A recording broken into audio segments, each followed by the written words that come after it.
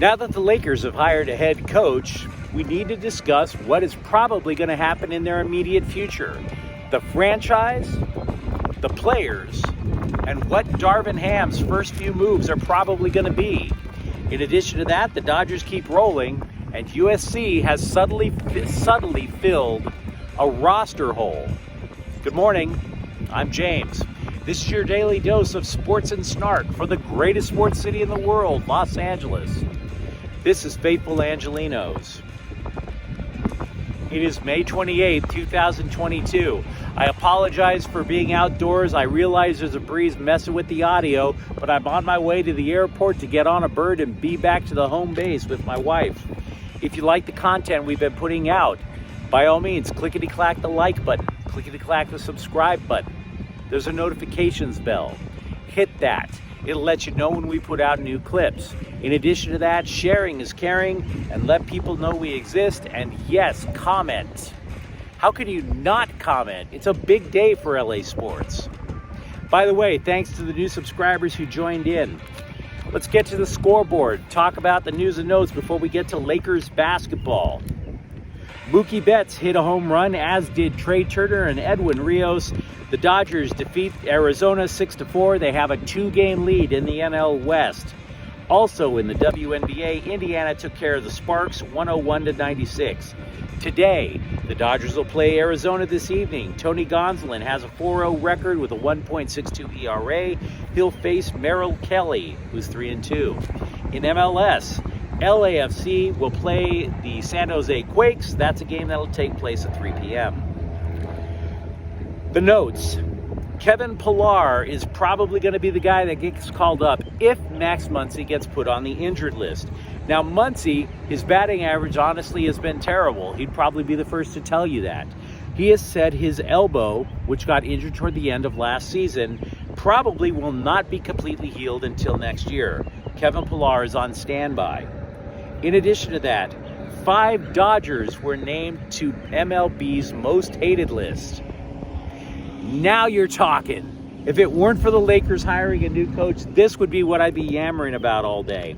A website basically compiled a bunch of mean tweets since last year, since opening day.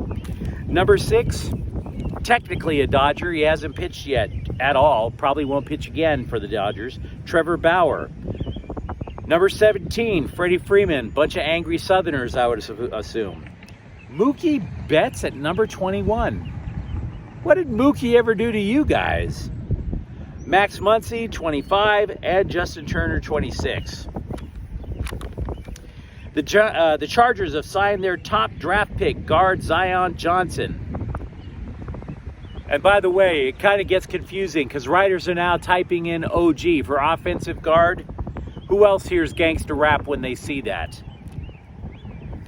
The Lakers' Kent Bazemore regrets leaving Golden State for the Lakers. Says it, quote, makes him feel sick. Well, for what it's worth, you shot 30% from 3. That made us all feel pretty freaking nauseated too, dude.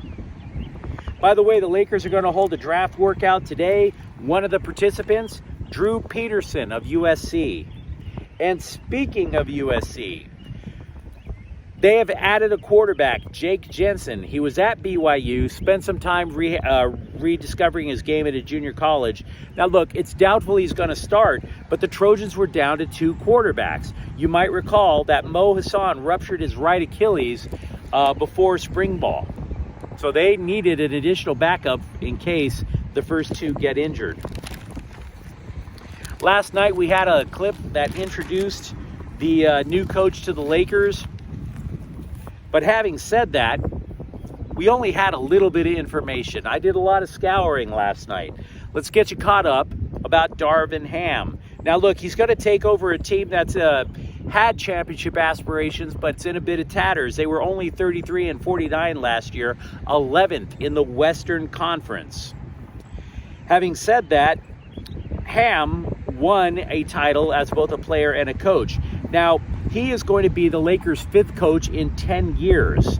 The last coach, it's not a job with a lot of security. The last coach to make it 4 seasons, Phil Jackson. It's a roster that has a lot of holes. Literally Lots of players from last year's roster are now unsigned. They have no draft picks. They only have a mid-level exception and a couple of quote-unquote veteran minimums. We'll get to that in a moment. Anthony Davis was the guy who went injured when the Lakers were at the time 16-13. That basically ended their season. Westbrook was on Shaqtin' a Fool a lot, but if you think about it, how much impact did he really have? He, according to his own stats, had the fewest touches in his career since 2014. And by the way, Westbrook's salary, highest in the league.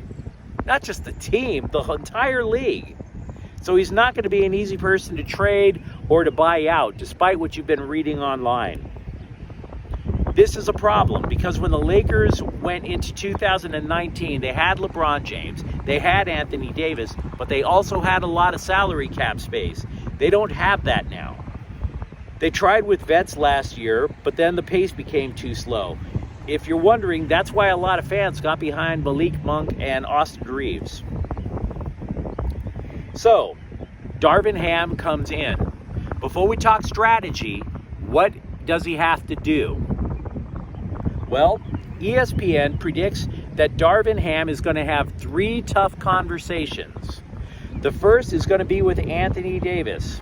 It's going to be an uncomfortable conversation because he's going to try to sell him, allegedly going to sell him, that in order for Russell Westbrook to get open shots, Anthony Davis has to play the 5 to be a true center. Now, Davis isn't comfortable playing true center. He'd rather be a power forward. But having said that, when he plays power forward, he's basically taking up space that LeBron James and Russell Westbrook would otherwise need.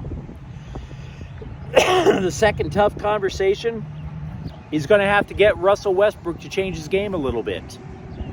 Yeah, instead of coming off the screen, he's going to ask Russell Westbrook, allegedly, to set screens.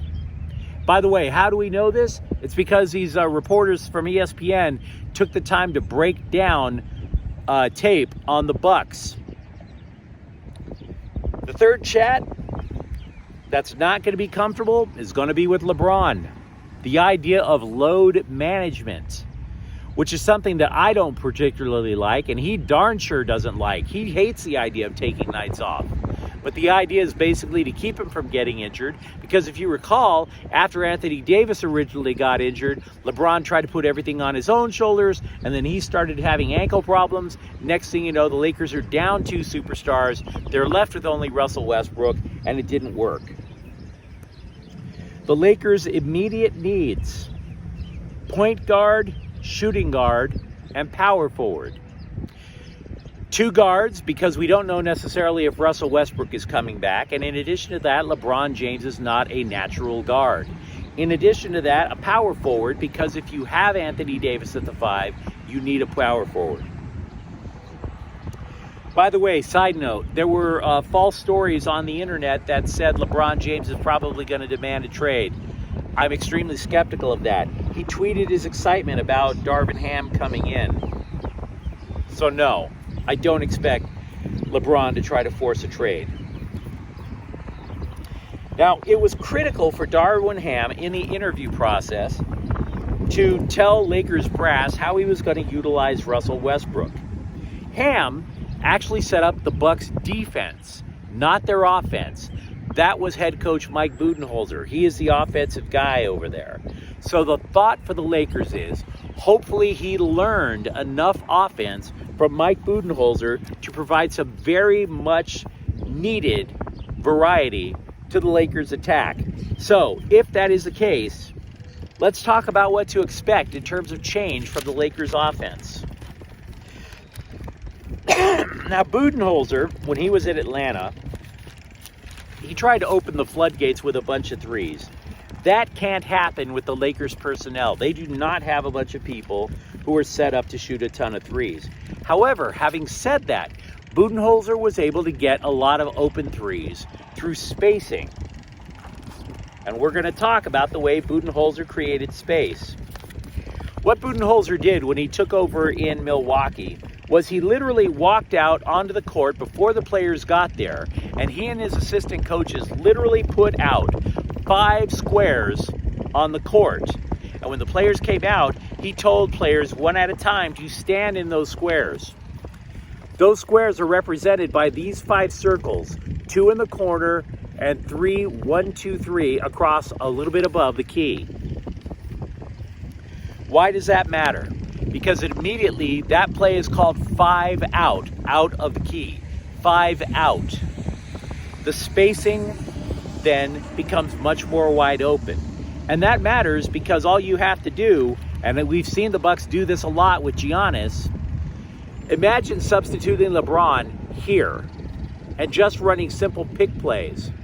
For example, having Davis here, he sets a pick, out pops a shooter, maybe it's Monk, maybe it's Reeves, maybe it's even Westbrook. And it doesn't have to be a 3-point shot. It can be a mid-ranger from inside. Also, it gives LeBron options, as noted in the bottom version of this. Let's say LeBron doesn't take it into the middle of the court. Let's say he takes it to the side. You still have the option for a simple pick and roll with either, for example, Anthony Davis at the top of the key, maybe Westbrook, maybe the power forward. He comes over, sets the pick, quick shot. And that's basically how the Bucks wound up getting a lot of easy buckets. Now, some defenses caught on to this relatively quickly. Pardon me. They set up what was called a wall because Giannis would try to penetrate, just drive right through the defense from that 5-out formation. The wall is represented by these X's, 4 defenders. So what Budenholzer did after that was put tape out 1 box now underneath the key, 2 rectangles on the side and 2 up top. The rectangles were indicative of saying we drew boxes. You don't have to stand directly on the box. You can flow back and forth a little bit. The box underneath the key was for a player that got called the dunker. Why does this matter? Because it breaks the wall. Somebody has to guard this guy underneath. So therefore, the wall had to break apart, and that gave Giannis a chance to try to drive the lane again and create more shots. Now let's say those 2 formations don't work. Well, Budenholzer was very big on what he learned under Greg Popovich. The Bucks did run a little bit of the Spurs offense, which did involve a lot of pick and rolls. They were very fond of running something called strong. Strong represented in this diagram right here. I took the liberty of substituting a couple of Lakers names in there. Assume for the moment that this is LeBron James. You get to pull Anthony Davis out from the 5, have him set up at the top of the key. And you have a second player here. Now this guy over here, it could be Monk, it could be Reeves, it could be a shooter that they pick up in free agency, it could even be Westbrook. What strong implies is multiple picks shooting off to one side of the key, allowing the shooter to curl up and get open. James passes off for the open shot, and also what the Spurs and the Bucks do a lot is cut. So in other words, give and go. Say you pass off to the guy at the top, somebody takes him, LeBron's already breaking to the basket and could get a return pass for an easy basket. So yes, there are going to be options for the Lakers on offense. This is going to be significantly different from what the Lakers ran before, where LeBron would just simply summon. He would just beckon Anthony Davis over, and they would run the same pick and roll play over and over. And Russell Westbrook, as a consequence, wouldn't get touches. He wouldn't get into the game. His points went down. Now, that's not obviously going to be the entire playbook, but those are the basics of what we can expect the Lakers to try, because that's what Budenholzer ran over in both Milwaukee and Atlanta. And also learning from San Antonio. So we got through a lot today. Tell me what you think. If you enjoyed today's episode, then by all means, like and subscribe to Faithful Angelenos. We are trying to build something here talking about LA sports. I'm James. Thanks for watching. We'll be back tomorrow when I'm back home. Faithful Angelenos is a Quian Corte El Queso production. Have a great day.